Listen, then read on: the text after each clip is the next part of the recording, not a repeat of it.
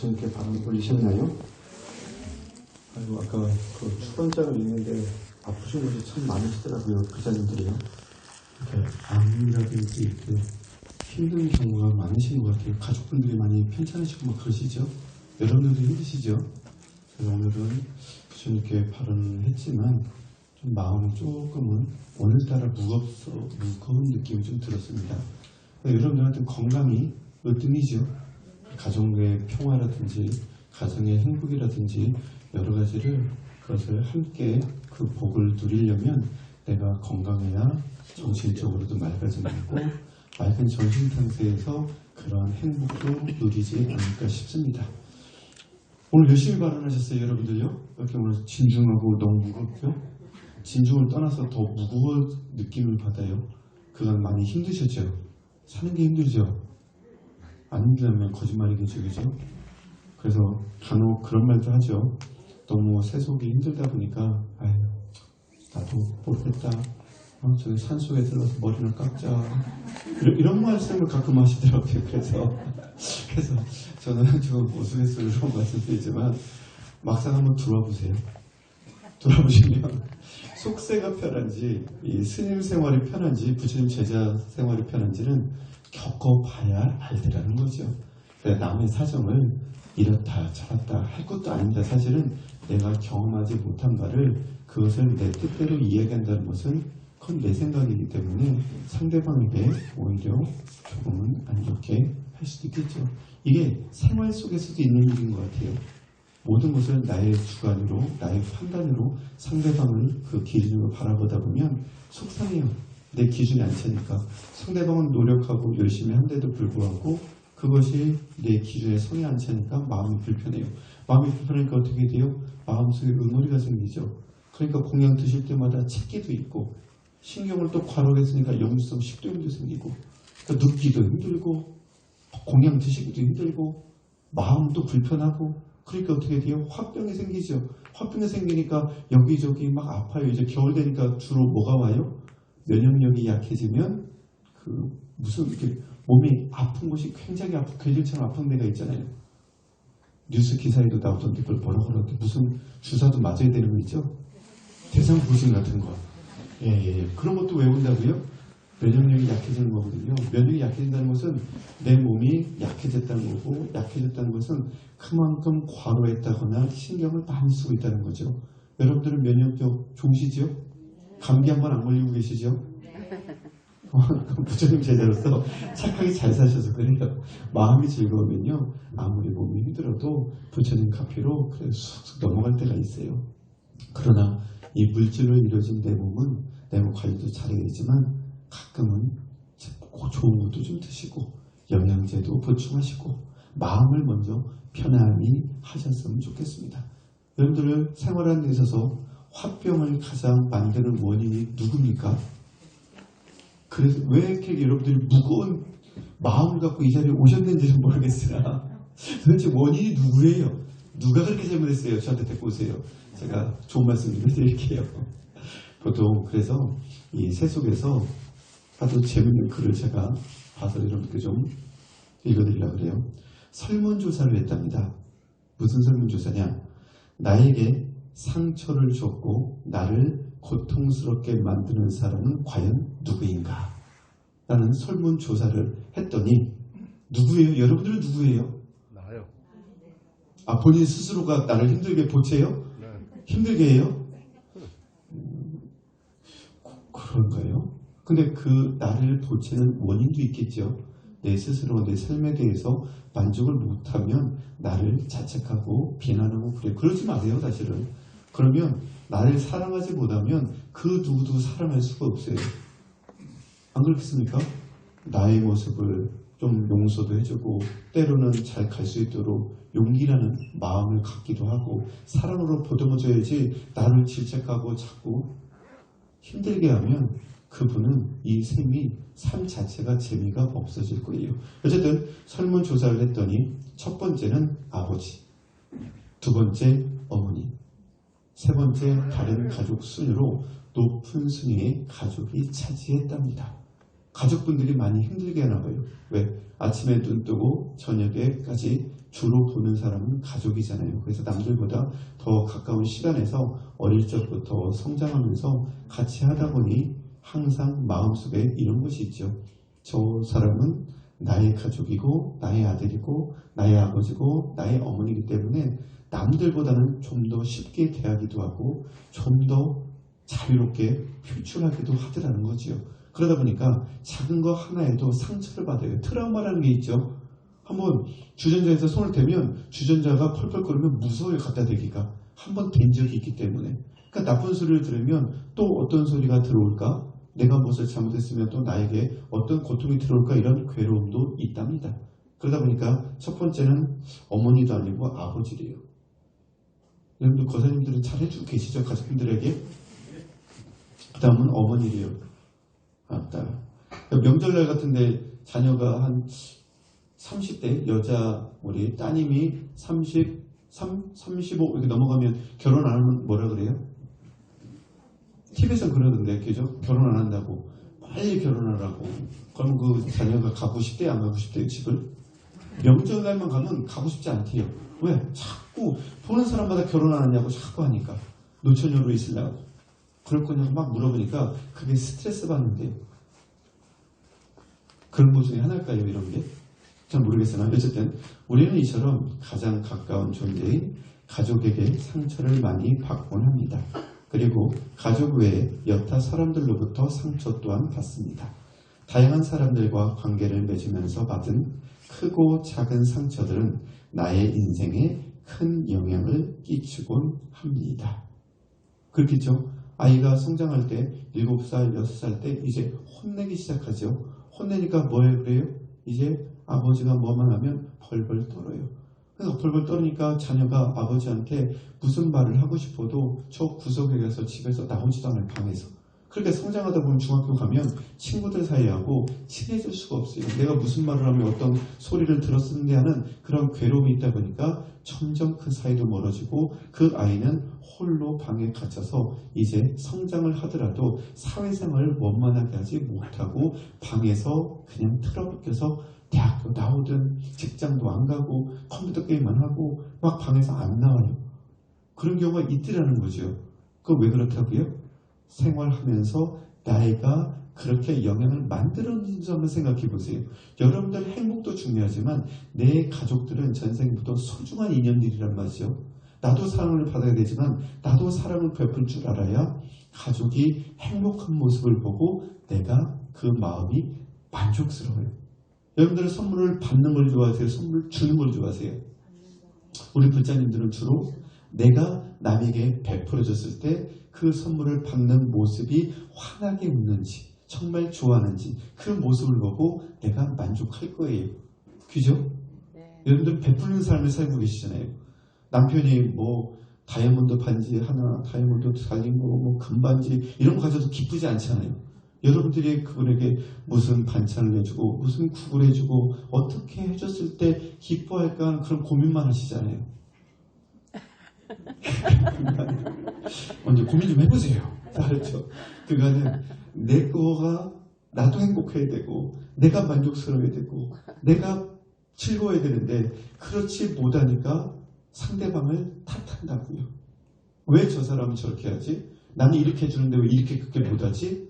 이렇게 기브앤테이크 주고받는 삶이 아니라 아낌없이 주면 그것은 복이 되어서 돌아온대요. 그러면 말년이 됐든 다음 생이 됐든 늘 행복한 부자 좋은 집안에 태어나서 그 사람은 복밖에 받을 게 없대요. 여러분들은 복만 받으셨어요? 고통도 받으셨어요? 대답 안 하실 줄 알아요? 그래서 눈빛만 보면 누구나 그런 거죠. 어찌가 다 행복만 있겠어요? 행복만 있었으면 인간 몸 안 받았겠죠. 안 그렇겠습니까?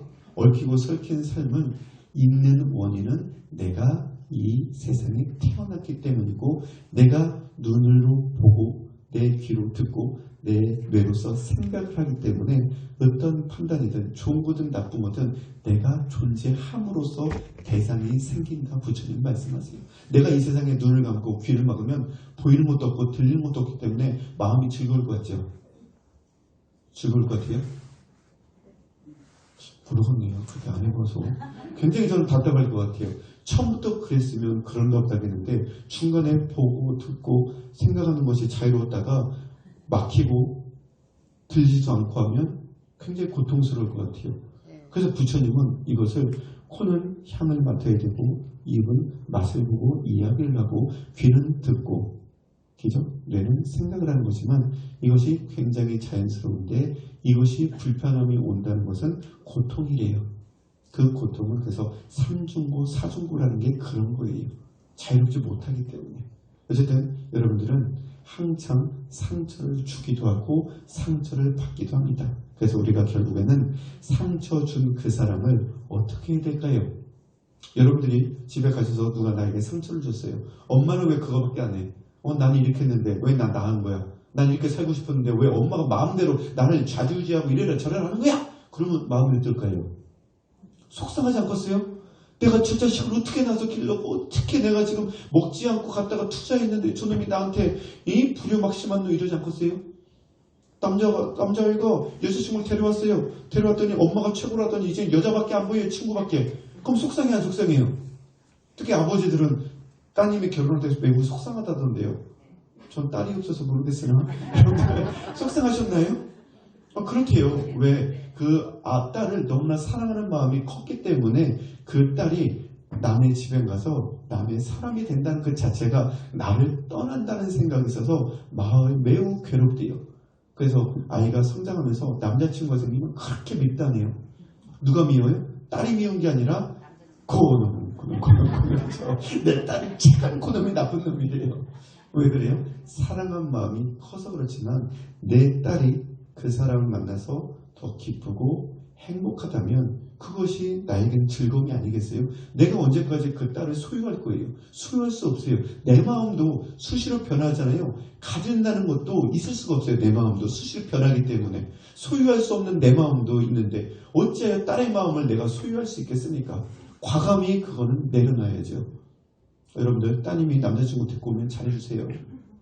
그래서 그걸 기억했다가 꼭 결혼하면 훗날 내가 이 부인이 되겠죠. 이 따님한테 충분히 못하고 내가 능력이 부족하다고 했었지만 그때 우리 장인어른이 참 잘해주던 기억이 있으면 훗날 그 고마움이 있어서 말년에 잘 그 대우를 받게 되어 있습니다. 한 만큼 받는다니까요. 저 자식이 왜 왔어? 눈을 흘리잖아요. 여러분이 말년 가보세요.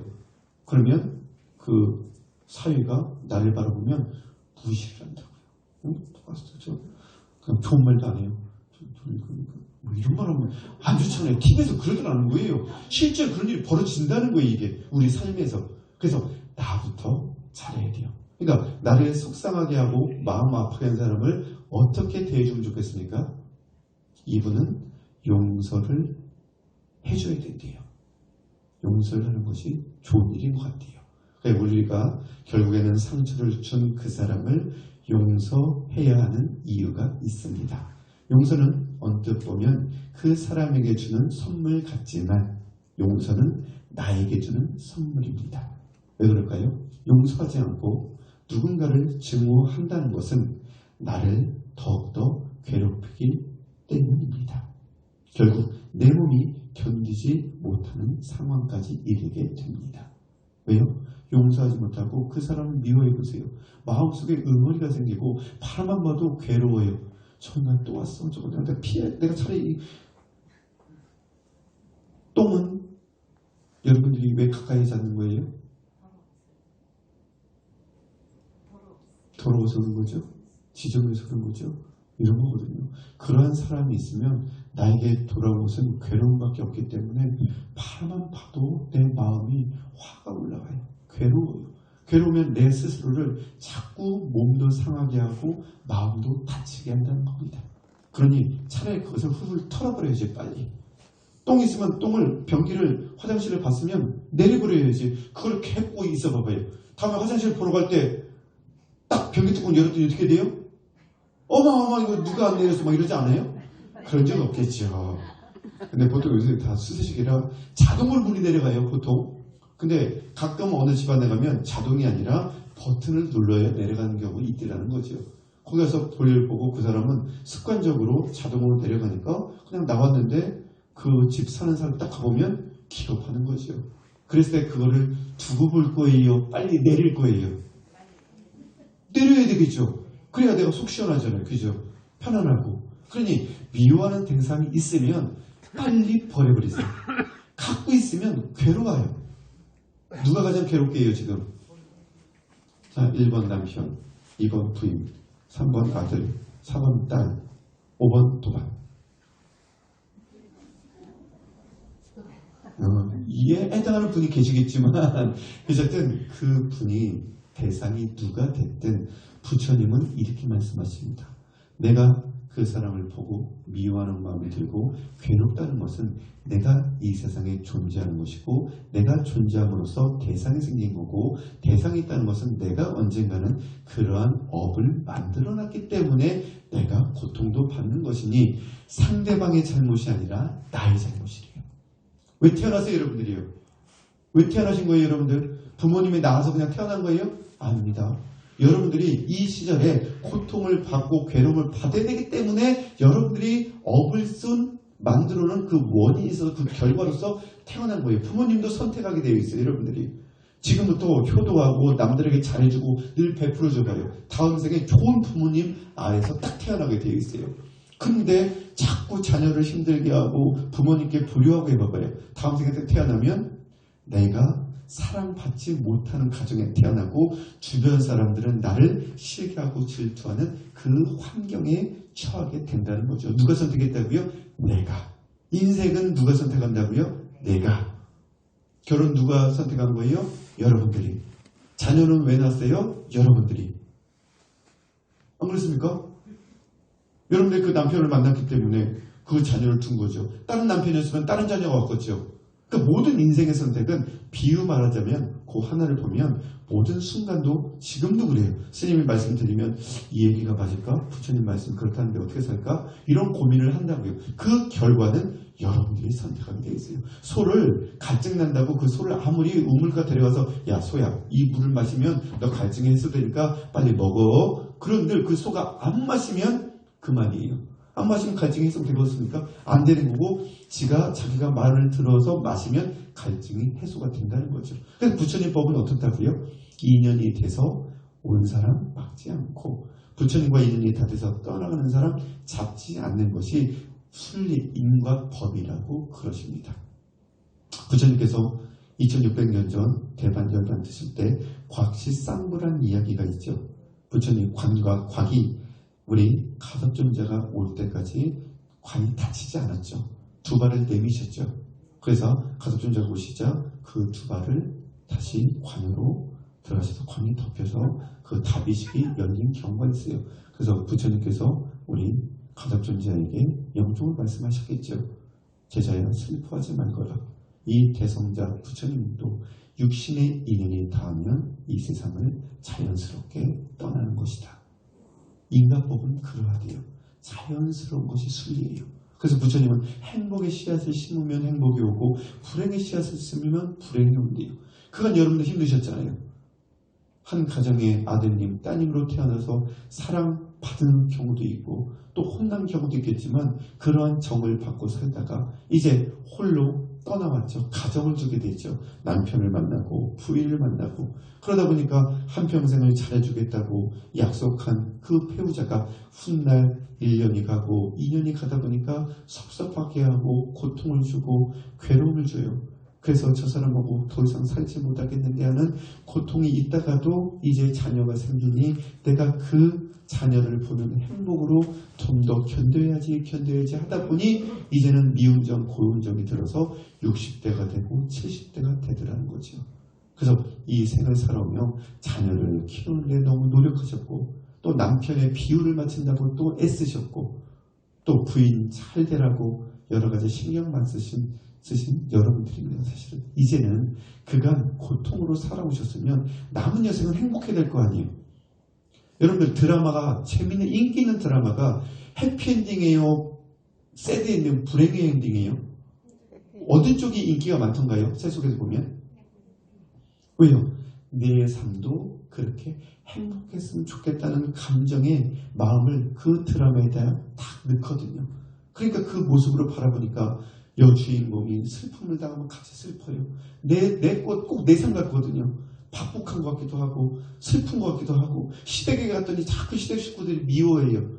고부 갈등도 있고 꼭 내 얘기 같아요. 그러니까 드라마를 보면서 자꾸 슬퍼하더라는 거죠. 그래서 지금까지는 고통도 있고 행복도 있었지만 행복이라는 순간은 추억으로 돌리기도 하고 고통이라는 것을 그냥 기억으로 안고 가기도 합니다. 그래서 행복은 잘 생각 안 난대요. 보통 나쁜 일을 생각하면 괴로움만이 이렇게 자리 잡아서 내 삶을 자꾸 좀 한탄하기도 하고 좀 후회도 많이 한다고 합니다. 보통 행복은 자연스러운 거라고 생각하고 고통은 나에게 있어서는 안 된 거라고 생각하기 때문에 보통 그렇대요. 그래서 이제는 행복했던 순간을 한번 떠올려 보세요. 자, 20대로 돌아가 보세요. 지금 부부가 오신 분들 계시죠? 첫사랑이죠? 첫사랑을 떠올려 보세요. 그때 행복했죠? 왜 행복했어요? 그 사람과 함께하고 싶었으니까. 같이 있는 시간, 그 공간, 차 한잔하는 시간, 대화하는 시간, 그 자체만으로도 행복했더라는 거죠. 그것은 마음먹기에 따라 달라요. 지금 첫눈이 왔었죠? 눈이 올 때 운전하는 사람은 눈이 오면 싫어요. 왜 싫어요? 빙판길이 되고 미끄러우니까 차가 사고 날까봐 불안불안하기 때문에 싫어요. 근데 사랑을 막 시작한 연인들은 첫눈이 오면 좋아요. 왜요? 하늘에서 축복한다고 생각하거든요. 축복할 때 눈을 맞아요? 안 맞아요? 맞죠. 왜 맞아요? 하얀 세상, 내 마음도 하얗고 내 옆에 있는 사람과 그 하얀 도화지에다가 어떤 그림을 그려나갈까 하는 희망을 안고 있기 때문에 행복하더라는 거죠. 눈은 똑같이 내리는데 받아들이는 마음에 따라 달리게 내가 느끼더라는 거죠. 그래서 부처님은 마음먹기에 따라 행도 달라지지만 마음먹기에 따라 행복으로 더 갈 수도 있대요. 그래서 모든 것을 조금은 만족할 줄 알고 이해할 줄 알고 충분하다는 마음을 들다 보면 내 삶이 조금은 안락의 세계로 갈 수 있답니다. 그래서 이분은 그럽니다. 용서는 자신을 위한 것입니다. 그렇겠죠? 그래서 톨스토이라는 분이 철학자가 이런 말을 했대요. 그대에게 죄를 지은 사람이 있거든 그가 누구이든 그것을 잊어버리고 용서하라. 그때 그대는 용서한다는 행복을 비로소 알게 될 것이다. 용서해보세요. 스님, 저 남편은 제가 좀 누구라고 하긴 그렇지만 어떤 옛날 가수의 스치는 바람 그대는 바람처럼 자꾸 바람만을 집에서 찬바람만을 자꾸 쌩쌩 팔게 하는데 그것을 언제까지 용서해야 되나요? 이런다고요. 언제까지 용서해야 돼요? 같이 살아야 돼요? 용서하는 게 좋겠어요? 전 잘 모르겠습니다만 여러분들의 인생이기 때문에 이런 경우도 있더라는 거죠. 키우던 강아지가 이제 8살이 되고 8년이 되면 80세 아닙니까? 강아지로는 80세 90세 되면 아이도 치매도 와요. 강아지도요. 무릎 관절도 오고요. 병고도 얻는다고. 암도 있어요. 이 강아지들이요. 왜? 12개 동물의 마지막 몸이 강아지거든요. 그 사람 몸 받기 전에. 그래서 우리 장기랑 가장 비슷하다잖아요. 어쨌든 강아지가 그 병고가 오니까 집안에서 살기가 힘들어요. 경제활동하기가 어려운데 강아지 병원 데리고 가는 것도 어느 정도지 수술까지 하기는 힘드니까 어떻게 해요? 강아지야, 내가 너를 참 이뻐하고 사랑하고 아끼지만 더 이상 키울 수가 없구나 하고 우리 산보가자하고 산을 데리고 가죠. 산에 데리고 가서 자 내려. 우리 같이 산보가자가 문 열었다가 강아지가 내린 모습을 쾅 닫고 다시 돌아온단 말이에요. 울면서 돌아와요. 내가 키울 수 없으니까. 남에게 주기는 그렇고. 그럼 그 강아지는 어떻게 돼요? 얼마나 슬프겠어요. 그죠? 그래서 한평생을 죽을 때까지 그 주인을 그리워하다가 죽게 된다고요. 그러면 다음 생애가 중요해요. 그렇게 사랑하는 강아지를 내가 어쩔 수 없이 산에다가 버리게 되었지만 이 금생에 어쩔 수 없다는 것이 없어요. 내가 딱 태어나면 어쩔 수 없는 상황에 부모님을 만나게 돼요. 나를 키울 수 없는 상황에 부모님을 만나게 된다고요. 그러면 그 부모님은 이 아이를 태어나서 키우고 싶고 자라는 모습 보이고 싶은데 어쩔 수 없이 남의 집안에다가 아니면 고아원에다가 버리는 과보를 이 사람은 받게 됐다는 거죠. 안 그렇겠습니까? 이유 없는 것이 없어요, 이 세상은요. 그래서 부처님은 이 세상의 모든 것으로 이 삶이 이루어지는 것도 아니고 전생으로만 이루어지는 것도 아니고 전생과 금생이 동시적으로 이 금생 삶이 이루어지게 되는 원인이 된대요. 과거는 돌이킬 수 없으니까 부처님은 과거신 불가되겠죠. 지금 순간 잘하시래요. 행복을 많은들에게 베풀고 용서, 이해를 좀 드리고 내가 구하지만 하지 말고 조금 베풀어 줘 보세요. 그러면 그 사람은 분명히 늘 행복 속에서 살 수 있을 거라고 봅니다. 그래서 연불산매에 이런 말씀이 있죠. 불세존 석가모니 부처님의 법문이 있으셨습니다. 광명만덕 태사부님이 수행하실 적의 이야기죠.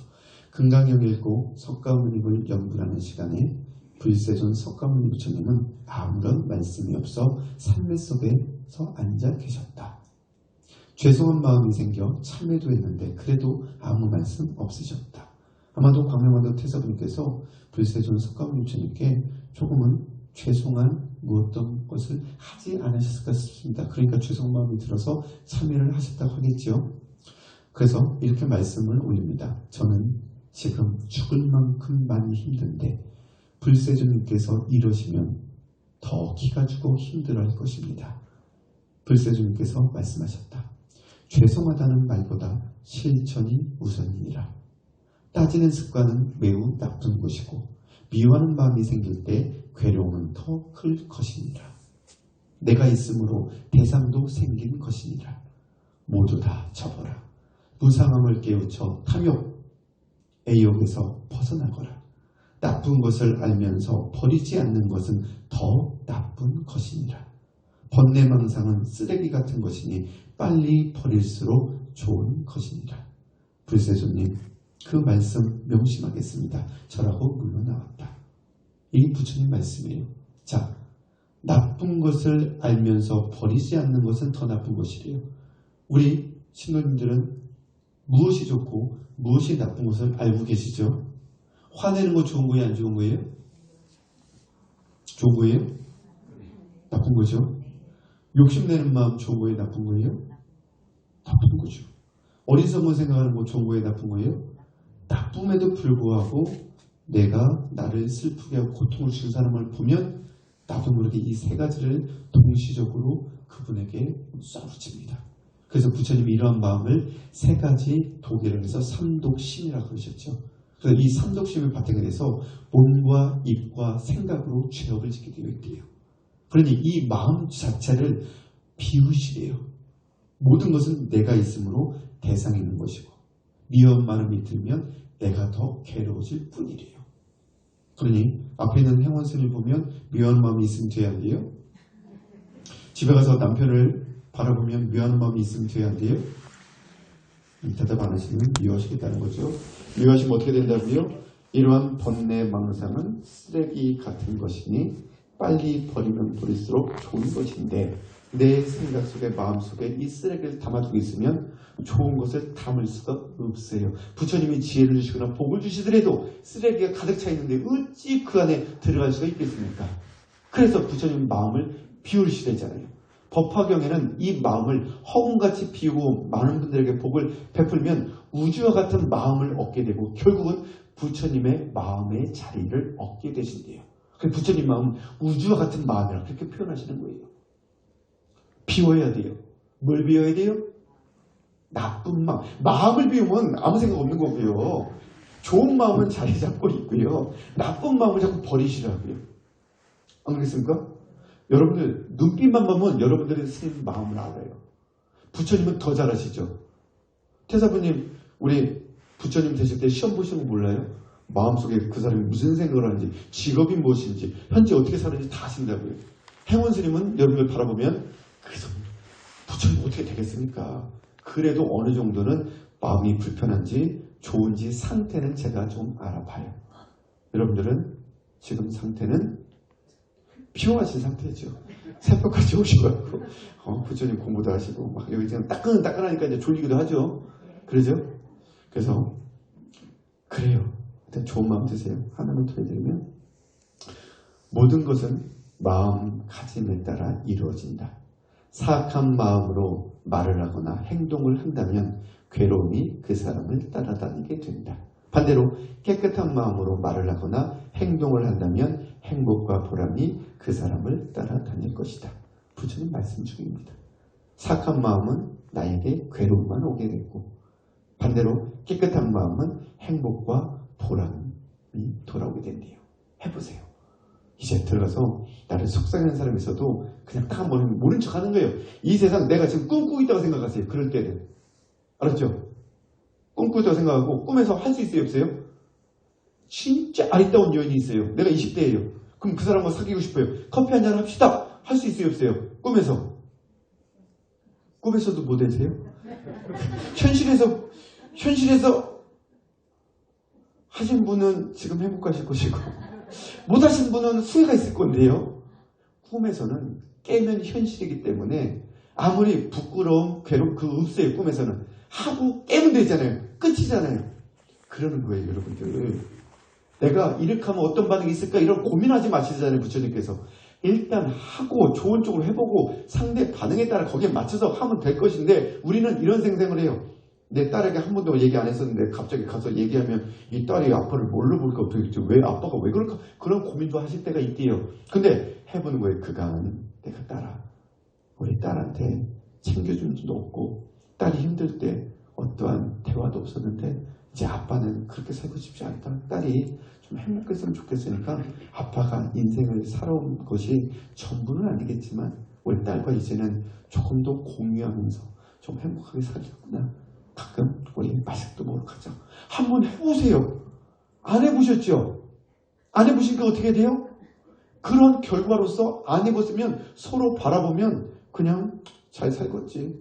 뭐 좋게 살고 있겠지. 이런 마음만 있다니까요. 그러면 집에 가면 아버지는 TV 보시고 딸은 방에 들어간다고요. 그러니까 그 대화가 있어요? 없어요? 없으니까 나중에 결혼해서 자녀가 오더라도 명절날 와요 안 와요? 가봤자 아버지는 나에게 어떤 말도 안 할 것인데 내가 못 들어가지. 차라리 어디 나가서 여행이나 가지. 그러한 집안이 된다고요. 내가 노력하지 않았기 때문에 그래요. 돌아가시면 뭐 어떡하시라고요? 일단 눈빛은 상냥하고 아름다운 눈빛을 먼저 보여주세요. 사랑스러운 눈빛을 먼저 베풀어 주세요. 여러분들의 지금의 눈빛은 마음에 드는 사람이 있어도 그 사람이 차 한잔하자고 저한테 한다고 하면 제가 그 사람이 눈빛이 아니거든요. 그 마음이 있어야 된다니까요. 그 마음이 있을 때 눈빛에서 초롱초롱 사랑의 눈빛이 느껴진다니까요. 행원선생님 눈빛 봐요. 사랑스러운 마음을 가지세요 하고 눈빛을 막 보내고 있는 여러분들이 안 받았잖아요. 이거를 들으면 받을 줄 알아야 돼요. 할 수 있겠죠? 그래서 이 마음 상태로 가셔두는 초롱초롱한 사랑의 눈빛. 미소는 치아가 잇몸이 보이지 않을 정도로만 하세요. 갑자기 말하지 않던 아버지가 와서 막 눈을 초롱초롱하고 이렇게 웃으면서 하면 아버지가 갑자기 변하면 큰일 난다고 막 그러잖아요. 그렇게 하지 말고 조금은 차순을 발도하되 조금은 순서에 맞게끔 미소는 살짝 띄어서 말은 내가 낼 수 있는 소리 중에 가장 아름다운 소리를 주시는 거예요. 지금 행원 선생님 들어보니까 목소리가 참 좋죠. 노력하고 있어요. 제가 지금 노력하고 있어요. 목소리 만들고 있다고요. 집에 가셔서 이런 소리는 안 좋아해요. 딸아 잠깐 와봐라. 좋아요 안 좋아요? 벌써 마음이 툭툭 내뱉게 되면 그 마음 속에 툭툭 이 사람을 찌르게 된다고요. 마음 심장을 찌르니까 왜 또 나한테 잔소리 하시려고 하시나? 이런다고요. 근데 반대로 부드럽게 딸아 잠깐만 와볼래? 해보세요. 해보면 다르다니까요. 20대 돌아가서 아리따운 여인한테 참 아름다우시네. 저는 차 한잔 하실래? 읽어봐. 참 아름답네. 오늘 차 한잔 할까요? 누구랑 차 한잔 하고 싶으세요? 부드러운 사람, 미소가 있는 사람, 나를 위해준다는 마음이 보여지는 사람한테 내 마음을 열고 그 사람에게 그 마음을 전하는 것이지, 내 마음 열지도 않고 상대방이 들어오기를 바라는 것은 내가 문 닫고 있는데 어떻게 들어올 거예요? 안 그렇습니까? 여기 문을 걸어 잠그면 어떻게 들어갈 거예요? 열쇠가 없는데. 그 열쇠의 키는 내가 상대방이 갖고 있지 않아요. 상대방이 변한다는 걸 기대하지 마세요. 내가 먼저 변하고 그 키를 주어져서 그 사람이 그걸 잡아서 문을 열게끔 도와주는 것이 나의 역할이에요. 그래서 행복을 받는 사람도 중요하지만 늘 행복을 전해주는 사람이 되어야 된다는 거예요. 부처님은. 제가 막 노래도 불러드렸잖아요. 그대 내게 행복을 주는 사람 이렇게 되게 된다겠죠. 그 사람이 내가 해야 되니까요. 내가. 부처님은 늘 행복을 주시잖아요. 왜 여러분들 행복을 왜 받아요? 언젠가는 부처님처럼 남들에게 그 복을 전해주고자 이렇게 지금 공부도 하시고 착하게 살려고 노력도 하시는 거예요. 여러분들. 내가 행복해야 많은 세상이 행복해 보입니다. 연애의 감정이 들어오면 이 세상이 아름답지만 이별하는 감정은 세상이 슬퍼 보이게 되어 있어요. 그 마음은 내가 먹는 것입니다. 모든 괴로움은 어디서 오는가? 자기만 생각하는 이기심에서 온다. 모든 행복은 어디서 오는가? 남을 먼저 생각하는 이타심에서 온다. 부처님 말씀입니다. 자, 오늘 그간 나라는 생각, 내 것이라는 생각, 내가 상처받지 않는다는 생각으로 나를 너무 보호했다고 생각도 좀 해보세요. 이게 맞는 것 같아요. 과감하게 이것을 문을 활짝 열어서 상대방을 위한 마음으로만 한번 대해보세요. 그러면 가족이 평안하면 어디 나가서도 평안한 얼굴이에요. 제가 말씀드렸죠. 7살 아이가 남자 여자아이가 소꿉놀이 하는데 남편 역할 부인 역할 하는데 사랑받은 아이는 부인이 오면 부인 결혼 기념일날 우리 무엇을 할까요? 이렇게 하지만 사랑을 못 받고 뭔가 나쁜 모습을 본 사람은 어디 갔다 왔어? 왜 이렇게 늦게 왔어? 뭐 하고 왔는데? 이러더라는 거죠. 안 그렇습니까? 내가 뿌린 씨앗은 내가 거둬들여요. 그래서 내가 먼저 남편 부인께 잘하고 더 나아가서 그 모습을 자녀들이 본다면 분명히 그 자녀는 사랑스러움 속에서 살았기 때문에 어디에 나가서도 참 이 아이는 사랑스럽다. 참 이 사람과 가까이 하고 싶다. 이런 마음이 든다고요. 여러분들 여기에 해당하는 분들이었잖아요. 그간 삶을 살아오면서. 다음 생도 있어요. 그죠? 이번 생 내가 지금 실천하지 않으면 아는 그대로 다음 생에 태어난다고요. 해보지 않으면 안 돼요. 해야 다음 생에도 노력하는 결과로서 좋은 일이 조금씩 발생하게 되어 있습니다. 이 다음 생에 해야지. 다음 생엔 잘 되겠지. 이번 생에 노력하지 않으면 다음 생이라는 것은 그런 일이 생길 수도 없습니다. 자, 하나만 마무리하도록 하겠습니다. 나의 행복도 나의 불행도 모두 내 스스로가 짓는 것, 결코 남의 탓이 아니다. 나보다 남을 위한 일을 많이 그러한 복을 짓고 겸허한 마음으로 덕을 쌓아라. 모든 죄악은 탐욕과 성냄과 어리석음에서 생기는 것, 늘 참고 적은 것으로 만족할 줄 알아라. 웃는 얼굴 부드럽고 진실된 말로 남을 대하고 모든 일은 진리에 따라 행하도록 하거라. 아시겠죠? 간단하죠? 웃는 얼굴, 부드럽게, 진실된 말, 따뜻한 말만 일단 실천하면 모든 것은 여러분에게 행복으로 다가오실 것이고 마음의 병고가 생기지 않으면 여기저기 아픈 것도 빨리 벗어날 수 있어요. 늘 이렇게 참다운 말과 아름다운 미소는 늘 부처님께 올리는 참다운 공양구라고 하셨어요. 그러면 부처님께 공양 올린다는 것은 부처님께 공양을 받으신다는 거고 참다운 공양을 받으시면 여러분에게 무엇을 주시겠어요? 많은 복을 베풀어 주신다는 거예요. 그 복을 받으면 내가 병고가 설령 생겼으라도 부처님 복으로 빨리 그 병고도 치유될 거라고 봅니다. 그래서 한 달간 우리 약사력 부처님께 많은 병고를 치유받고 싶고 하시다면 첫 번째 뭐 한다고요? 말은 따뜻하게, 얼굴은 미소는 아름답게. 이 두 가지만 실천해보세요. 어려워요? 쉬워요? 이건 굉장히 쉽죠. 나를 속상한 사람 딱 만나면 어떡하라고요? 먼저 쓴 기억 말하세요. 눈은 초롱초롱. 사람을 사랑하고 있다. 내가 모든 걸 용서할 거다. 하는 마음, 눈빛을 보여주세요. 자, 하나, 둘, 셋. 저한테 보여줘 보세요. 하나, 둘, 셋. 안 돼요. 또 악한 감정이 또 쌓여요. 아직도 풀지 않은 내 마음을 꽁어내려가고요. 해보세요. 하나, 둘, 셋. 자, 제가 보여드릴게요. 자, 눈빛만 보세요. 여기 아래로 보지 마세요. 자, 하나, 둘, 셋. 하실 거죠? 어려운 쉬워요. 할 수 있다니까요. 마음 먹으면 다 된다니까. 왜 안 돼요? 여러분 눈이 있으시잖아요. 얼마나 아름다우신데요. 웃어봐요. 눈빛이 총총하다니까요. 무뚝뚝하게 무관심하면 이런다고요. 이러면 뭐가 죽겠어요? 이러한 눈망울. 그 다음에 입은 어떻게 하라고요? 말하기 전에 미소가 떠. 해보세요. 이러면 안 돼요. 이러면 대화도 안 돼요.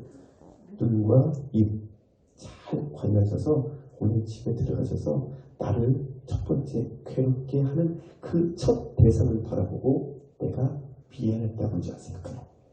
내가 당신을 보고 누구를 보고 내가 마음이 불편했었는데 그는 내 잘못이었던 것 같아 라고 먼저 그를 마음을 풀어주도록 노력해보세요.